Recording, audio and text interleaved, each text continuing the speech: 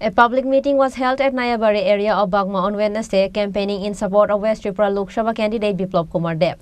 The meeting was attended by Biplab Kumar Deb, Minister Shukla Charan Noatia, ADC CEM Purna Chandra Jamatia as a chief guest, and it was also attended by MLA Rampada Jamatia, MLA Abhishek Roy, and others.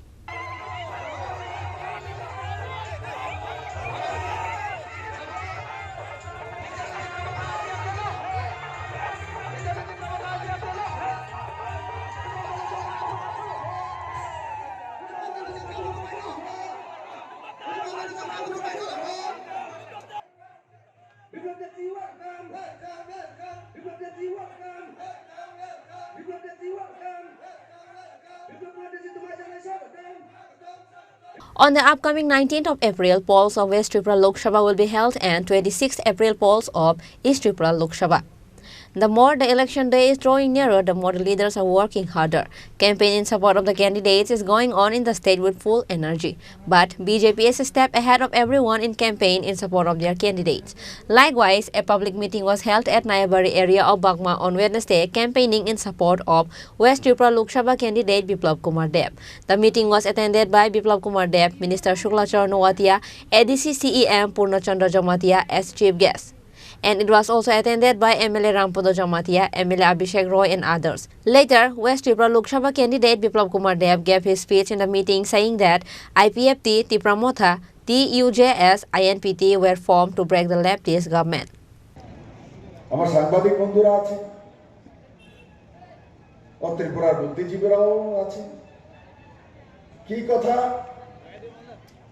Communist সব সময় एक अहंकारेर सुरे बोलतो त्रिपुरा में तो राजनीति by election Vidhan Sabha seat আমরা কোথা থেকে শুরু করি, আমাদের পকেটের মধ্যে কমিউনিস্টের পকেটের মধ্যে 20টা জনজাতি সিট থেকে এরা শুরু করে, বিরোধীরা শূন্য থেকে শুরু করে।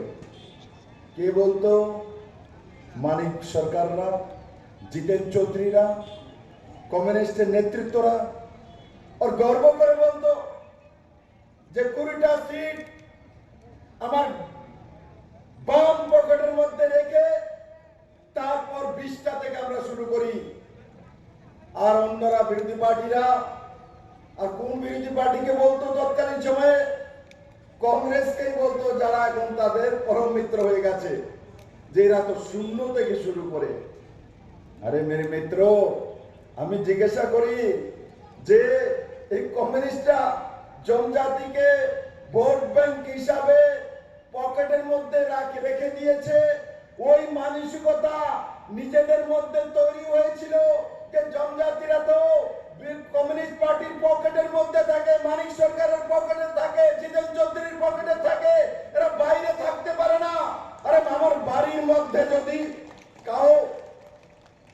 কাউকে যদি বলা হয়, কোন ব্যক্তিকে যদি বলা হয় বাজারের মধ্যে, মেরে সাংবাদিক বন্ধুরা, যদি আপনাকে যদি বলে যে তোমার বউর মুঠিটি পকেটের মধ্যে রেখে দিছে, তো আমার ব্যক্তি পর্যন্ত রাগ হয়ে যায়। আরে আমার বুঝি বউয়ের পকেটে রেখে দিছে, তোমার বউ তোমার আসলে রেখে দিছে, এই কথা বললেই অপমান বোধ করি আমরা। আর কমিউনিস্টরা আজকে 30টা বছর যাবত একই স্লোগান, একই বাক্য, কমিউনিস্টরা তাদের বাম পকেটের মধ্যে জনজাতিদের রেখে দিয়েছে। মেরে মিত্র, এর চাইতে অপমান আর কিছুই নেই। মানিক বাবু, আপনারা স্রেফ জনজাতি জাতিকে ত্রিপুরাতে অপমান করেছেন, এখন এসছেন ভোট চাওয়ার জন্য হাত চিহ্নে। কি বলে? মহারাজ প্রদ্যোৎ কিশোর মানিক্য বেঈমান। সাবরুমে জিতেন চৌধুরী জিতার সময় মহারাজ প্রদ্যোৎ কিশোর মানিক্য যখন প্রার্থী দেন ওনাকে জিতানোর জন্য, তখন প্রদ্যোৎ কিশোর মানিক্যের মতো লোক হয় না। যখন প্রদ্যোৎ কিশোর মানিক্য জনজাতির জন্য চিন্তা করেন, এই মাটির জন্য চিন্তা করেন, ত্রিপুরার জন্য চিন্তা করেন, হোম মিনিস্টার কাছে যায়, মাননীয় প্রধানমন্ত্রীর কাছে যায়, আর তখন তাকে সম্মান দেওয়া হয়, জনজাতিদের সম্মান দেওয়া হয়, তখন মানিক সরকার বলে যে প্রদ্যোৎ মহারাজ বেঈমান। পূর্ণচন্দ্র জমাতিয়া বেঈমান, কৃষ্ণচন্দ্র জমাতিয়া বেঈমান, জ্যোতিষ জমাতিয়া বেঈমান, সব বেঈমান বসে আছে এখানে। ত্রিপুরাতে সব জনজাতি বেঈমান। ওরা আপনি আর জিতেন বাবু তো হচ্ছেন ইমানদার। কি দিয়েছেন মানিক বাবু বলুন নাই নির্বাচনে? আমি তো বারবার বলি 25 বছরের সরকার, 20 বছরের টানা মুখ্যমন্ত্রী, স্বর্ণযুগ ছিল আপনার, গোল্ডেন ইরা। কার কার ঘরে স্বর্ণ রেখেছেন? কোন ঘরে আছে? কিল্লাতে কার ঘরে স্বর্ণ দিয়েছেন? বলুন না আপনার স্বর্ণের কথা। 2015, 16, 17 তো আপনার স্বর্ণের আঘাতে, আস্ফালনে ত্রিপুরার মানুষের থাকা মুশকিল হয়ে গেছিল। স্বর্ণ স্বর্ণ স্বর্ণ, যেদিকে যায় সোনাই পাওয়া যায়। কই এখন সোনার কথা বলেন না কেন? এখন স্বর্ণ যুগের কথা বলেন না কেন? যেটান বাবু স্বর্ণ যুগের কথা জিজ্ঞাসা করছে কিল্লাবাসী, স্বর্ণ যুগের কথা জিজ্ঞাসা করছে ত্রিপুরার ছেলেমেয়েরা, স্বর্ণ যুগের কথা জিজ্ঞাসা করছে ত্রিপুরার আম জনতা। এখন আর এই যুগের কথাই এরাই ভুলে গেছে। এমন শুরু হয়েছিল যে দুনিয়ায় পারট দেঙ্গে আর বৃন্দা করা এখানে যখন এসেছিলেন, উনিও দেখে আস্তাবল ময়দানে ভাষণ দিয়ে বলছেন, ওরে বাবা এখানে তো স্বর্ণ যুগ চলে আসছে, এখানে তো এই মডেল। হ্যাঁ আরে বৃন্দা দিদি আসুন, আপনাদের মডেল দেখুন। আপনারা দিল্লিতে বসে যে মডেল তৈরি করেছেন, এখন কংগ্রেস আর সিপিএম মিলে 50 বছরে হাজারো খুন, 80 দাঙ্গা, এনএলএফটি, আইপিএফটি। अरे क्या बोलूं मैं? আজকে আইপিএফটি কেন তৈরি হয়েছে? টিপরা মাতা কেন তৈরি হয়েছে? টিউজিএস কেন তৈরি হয়েছে? আইএনপিটি কেন তৈরি হয়েছে? বিজেপির বিরুদ্ধে, মোদির বিরুদ্ধে। এরা মোদির বিরুদ্ধে তৈরি হয়নি, এরা কমিউনিস্টের বিরুদ্ধে লাভবান হয়েছিল। এরা কমিউনিস্টকে হটানোর জন্য বিজয় আঙ্কেল আইএনপিটি তৈরি করেছিল। আইপিএফটি আমাদের এনসি দেববর্মা পদ্মশ্রী, আইপিএফটি এখানে শুক্লাচরণ কৃষ্ণচন্দ্র জমাতি আছেন। এরা বিজেপি কে হটানোর জন্য তৈরি হয়নি, কমিউনিস্ট কে হটানোর জন্য তৈরি হয়েছিল। ত্রিপুরা মাথা বিজয় আঙ্কেল, পূর্ণচন্দ্র জমাতিয়া, সর্বপ্রেমী মহারাজ প্রদ্যোৎ কিশোর মানিক্য বিজেপি কে হটানোর জন্য না, আপনাদেরকে তরিপার করার জন্য, ত্রিপুরার মানুষের কাছ থেকে আপনাদের বিদায় করার জন্য, বিদায় ঘটার জন্য টিউজিএস সমাচরণ ত্রিপুরা তৈরি করেছিল। বিজেপি কে হটানোর জন্য না, আপনাদের কমিউনিস্ট পার্টিকে হটানোর জন্য সমাচরণ ত্রিপুরা টিউজিএস তৈরি করেছিল। বুঝতে অসুবিধা এখন, বুঝতেও স্যার মানিক বাবু 2 দিন পরে পরে যে কথা উল্টিয়ে দেন। একদিন বেরিয়েছেন তো বলছেন যে ত্রিপুরার মানুষ সন্তান বিক্রি করে খায়। আমি যখন বলেছি যে আপনি যদি একটা উদাহরণ প্রস্তুত করতে পারেন যে ত্রিপুরার মানুষ সন্তান বিক্রি করে খায়, তো রাজনীতি ছেড়ে দেব।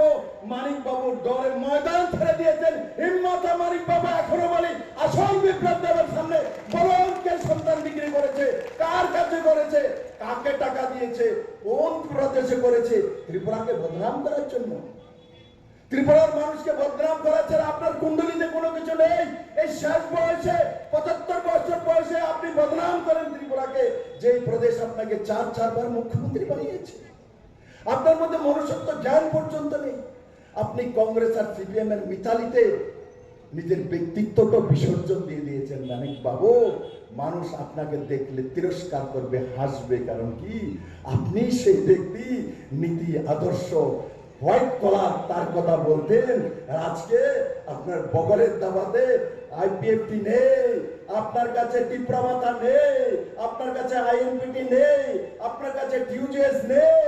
আপনার কাছে কে আছে? রাহুল গান্ধী, আশিস শাহ আর একটা পরিবার।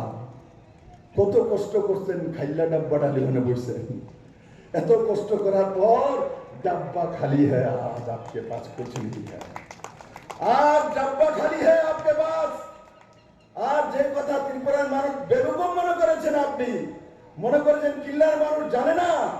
আপনি রাহুল গান্ধী, কংগ্রেসের সর্বোচ্চ নেতা, তার বিরুদ্ধে কেরালাতে কমিউনিস্ট পার্টি ক্যান্ডিডেট দেয়, সেখানে রাহুল গান্ধীকে হারানোর জন্য আপনার পার্টি উঠে পড়ে রেখেছে, আর ত্রিপুরা রাজ্যের মধ্যে পারেনি, তার সাজাটা আপনার এইবার বুঝাইব। সে মুখ্যমন্ত্রী অনেক বড় ইচ্ছা ছিল, সাবরুমে দাঁড়িয়েছে, প্রদ্যোৎ কিশোর মানিকের সাপোর্ট নিয়েছে, ইলেকশন জিতেছে জেনারেল সিট থেকে, আমি মুখ্যমন্ত্রী হব, আগেও চেষ্টা করেছিল। আপনি আদা কালামগিরির নাম দিয়ে ওনাকে দিল্লিতে পাঠিয়ে দিয়েছিলেন। এবার মানিক বাবু জিতেন চৌধুরী বিজেপির সঙ্গে লড়াই করছে না, আপনাকে ভাঙটা দাঁড় করার জন্য, কারণ আপনি ওনাকে মুখ্যমন্ত্রী হতে দেননি সেই সময়ে। তার প্রতিশোধ নেওয়ার জন্য মানিক বাবু আপনার সর্বস্ব শেষ করে কমিউনিস্ট পার্টিকে মাটি দিয়ে, কবর দিয়ে, তুলসী গাছ লাগিয়ে মেলার মাঠ বিক্রি করে তারপর আপনারা খাওয়াই দেবো। মেলার মাঠ বিক্রি করে খাওয়াবো। हम कुछ नहीं करने वाले, আমরা কোনো কিছু করব না। মহারাজ প্রদ্যোৎ কিশোর মানিক্য কিছু করবে না, পূর্ণচন্দ্র জমাতেও করবে না, কৃষ্ণচন্দ্র জমাতেও করবে না, রামপদ জমাতেও করবে না, আর শুক্লাচরণ নোয়াতেও করবে না, আর এখানে আমাদের জিতেন মজুমদারও করবে না, অভিষেক দেবরায়ও করবে না। কত সুন্দর মঞ্চ দেখো না মানিক বাবু, আইপিএফটি, টিপরা মাতা, বিজেপি একসঙ্গে দেখছুনি জীবনে, দেখ গেল ফটো তোলো, দেখো কিতনা সুন্দর ফটো, কত সুন্দর ফটো। আর তাদের ফটো আমি টিভিতে দেখি,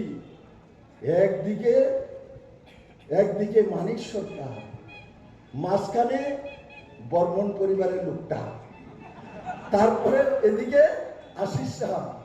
কি সুন্দর ফটো, এই ফটোটা যত দেখাইবা আরো ভোট করবো। আমি তো বলি পূর্ণচন্দ্র জমাতিয়াকে, রামপদাকে, বাগবাতে এই ফটোটা ঘরে ঘরে দেখান, একটা ভোট পাবে না এরা। কারণ কি, এরা এই ত্রিপুরাতে 50 বছর যাবৎ ত্রিপুরার মানুষকে লুণ্ঠন করেছে, নারী নির্যাতন করেছে। এই কংগ্রেস সিপিএম কে বলতো লাল গুন্ডারা হুঁশিয়ার, চীনের দালাল চীনে যাও, দেশ আমাদের গড়তে দাও। কই এখানে যে মন্ত্রী আসল, কি নাম ওনার, নরেশ জমাতিয়া দাদা, কই আপনি তো স্লোগান দিতেন বাগবাতে চীনে, আপনি তো স্লোগান তো কংগ্রেসের বিরুদ্ধে দিতে যে কালো হাত ভেঙে দেবো, ঘুরিয়ে দেব, আর কংগ্রেস স্লোগান দিত চীনের দালাল চীনে যাও, দেশ আমাদের গড়তে দাও। বিপ্লব তো পুলিশ স্লোগানটা দিত, আপনারা দিতেন না। এই কংগ্রেস সিপিএম আপস में স্লোগান দিবে না। এখন কে না না না, মানিক দা, জিতেন দা, চীনে যাওয়ার দরকার নেই, আপনারা আমাদের কংগ্রেস হাত চিহ্ন ভোট দেন। क्या हालत है भाई এতদিন। তারপরে কংগ্রেসের চামড়া তুলে নেব আমরা, জিতেন বাবুর স্লোগান, কংগ্রেসের চামড়া তুলে নিব আমরা, জিতেন বাবু। এবার কি আশিস বাবুর চামড়া তুলবেন? যেই ফটো তৈরি করেছেন জনতা আপনাদের চামড়া তুলবে। আপনারা যেভাবে ত্রিপুরা রাজ্যের জাতি জনজাতির মধ্যে দাঙ্গা করিয়েছেন, রেপ করিয়েছেন, লুটতরাজ করেছেন, চাঁদাবাজি করেছেন, মানুষকে সর্বশান্ত করেছেন, জবাব মানুষ চাইবে এবার ইলেকশনে, জবাব চাইবে ইলেকশন। বিপ্লব দরকার মোদী जी के जिताনোর ইলেকশন না মেরে ত্রিপুরাবাসী। এই ইলেকশন কমিউনিস্ট আর কংগ্রেসের এই স্বার্থান্বেষী রাজনীতিবিদদেরকে সহি রাস্তা দেখানোর election. On this day, the supporters participated in the meeting with enthusiasm and the numbers of people were noticeable. Bureau Report, Chini Khorang.